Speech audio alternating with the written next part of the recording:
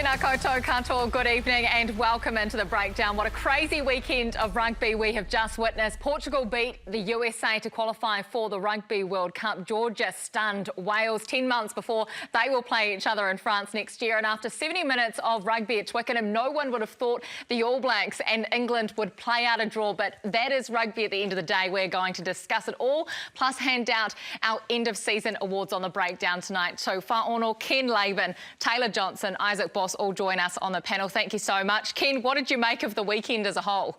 Well, I think it's a reflection of where the professional game is now. And you alluded to some of those close results and some of what we would normally regard as upsets, which are now becoming norm and par for the course. Like if we want to talk about norm and par for the course, well then England beat the Black Ferns in the final at Eden Park last week. Well, it didn't happen. Our expectation, given our fantastic record against England, was that this would be another comfortable win, except somebody forgot to tell England that. They got up at the end. Sure, they had the numerical advantage with Bowden sitting down for 10 minutes, but nonetheless it made for a thrilling contest. Disappointment from an All Black point of view that they didn't get the win, but nonetheless a thrilling match. Yeah, I think the test matches throughout the whole interview tour have been fantastic because, as you said, there's no preconceived ideas as to who's going to win. You know, you saw Italy beat Australia. They've only ever won 11 games in the Six Nations since being there since the year 2000. So to get a big scalp like the Wallabies last weekend was incredible. And just the game this morning was wow as well. So look, I've never got up so many times at 2 a.m. and 4 a.m. to actually watch these games because I'd always think, oh, you know, they'd get the win easily. Yeah. Yeah, I agree. I've been up a few weekends in a row all night watching all the games because they're all so exciting. And I think the thing is, us as being in the Southern Hemisphere, and we spoke about earlier on, we actually got to give these Northern Hemisphere teams a little bit more respect because anyone can beat anyone on their day. And we always talk about the fans wanting a better product, and that's what it's all about at the moment, I think. And I think, you know, like you said, Italy, everything, the World Cup next year is wide open and it's really good to see. Well, if we zone in on the result at Twickenham this morning, how do you explain 19 points, being up by 19 points with 9 minutes to go, Ken? How do you explain a draw from that, from an All Blacks perspective? Well, you have to put it in the context of 30 penalties in the game. And don't forget, penalty, set the mark, take the kick, set the line out, make the play. And then this was an enormous bit in the game when Bowden got sin bin. Exactly the same way as what happened to the England player last week in the Black Ferns final. And of course those tries at the end came on the edge, where under normal circumstances that's where Bowden would have been defending. And we saw that situation where Rico was left with 2 players and he had to, as we all do when we get faced with that situation, you just got to close your eyes and guess. And he went for the outside guy and the fullback got in on the inside of him. Well, under normal circumstances, that play would have been covered. That try's not scored and we win. But we can speculate till the cows come home. I thought it was fantastic. I thought it was a fantastic occasion. Full house, lots of drama, compelling viewing. And the fact that the Northern Hemisphere team won at home is going to be great as everybody builds momentum towards the World Cup in France next year. Was it good viewing from a fan's perspective when you talk about those 30 penalties that were blown across 80 minutes, Taylor? Yeah, it was difficult to watch because a lot of the time you just wanted to see things flow and it actually changed the way that the players played. You look at that kick that TJ Perenara did with 2 minutes to go.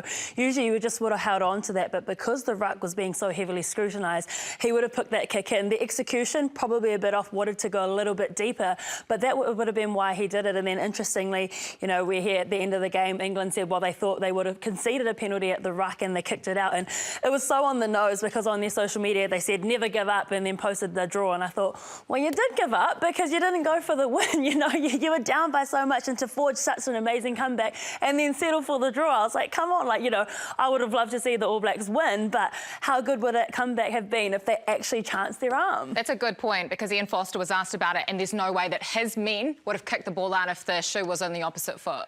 Yeah, and I guess Fozzie's probably having a royal smile because I think that's purely down to the coaching. Eddie Jones is under the pump and he's fought back to get them a draw. You can even see Marcus Smith looking around, what do I do? Whereas there's nothing really to play for in this game at the moment except for getting into these moments that are going to win you a World Cup. And they had the prime opportunity and the last play of the game to go and win them a World Cup or have a practice for it, and they chose to kick it out and take a draw with a match that really meant nothing but bragging rights. I remember years ago when Graham Murray was the captain, I think they were playing in Wales and they were down 10-7 and they got awarded a penalty in front of the posts. kicked the penalty and they take out the 10-all draw, he opted to go for the line out. And when he was interviewed after the game, he said, even if we'd kicked the penalty, we still wouldn't have won. Just the difference in the mindset and the, you know, and the I can't recall what game it was, but I remember the incident clearly. You've got to give it to England for their stickability, for having the belief in staying in it for that 70 minutes when they clearly didn't look like they were in the game, Taylor. There are a few unsung heroes as well. Their replacement prop, Will Stewart, coming in, scoring 2 tries, and Marcus Smith getting them in a position to be in that draw. 100%. Like, the bench was outstanding for them and they really made that difference. And you do got to give it up to them because they missed so many more tackles than the All Blacks did. They made less amount of tackles as well. They actually did win the possession and territory game as well, which was quite interesting given that scoreline. But I think, you know, although it's still a draw, England will look at that as, you know, technically a win for them to be able to come back like that because, you know, to forge a 19-point comeback against the All Blacks with, you know, 9 minutes to go, not many teams can say they've done that. But as you said, that bench was outstanding, particularly the replacement halfback as well. I think that just changed the game immensely as well. Well, he's one of the most experienced players for England, isn't he? Will Young. But if you look at some of the good things for the All Blacks, we saw some clever kicking, which led to a brilliant Rieko Ioane try. They did some really good things for 60, 70 minutes, didn't they? Yeah, and I agree. And actually, I think it's been a real a point of their game in the Northern Hemisphere at the end of the season that's really stood out is their kicking game, and it's come a long way. If we look at earlier in the year where Ireland were getting all over top of us, is because we weren't putting in those, our kicking game wasn't on point, and I think that's really good development in the game so far. I think it's going to be exciting for next year for the All Blacks as well.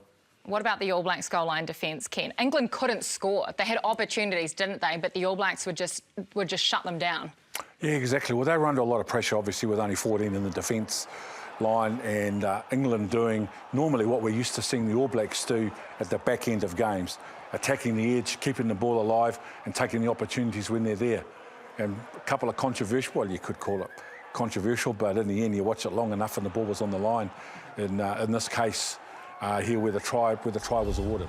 What I did like as well on defence is that they were on their goal line, but they still weren't afraid to hunt and try and get that ball. You know, Ardie Savea, Jota Papali'i, they weren't afraid of actually trying to attack that, and they were actually defending positively as opposed to just making tackles, rolling away. And the defence was so staunch. I really enjoyed it. But equally, I really enjoyed that enterprise on attack, like those crossfield kicks. That was something different that they haven't done a lot of this year. And I think, you know, the team that played earlier in the year and then the end of year tour, there's just been a little bit of a change in attitude. Still not as entertaining as the Black Ferns in the back line, but it's a step, it's getting closer.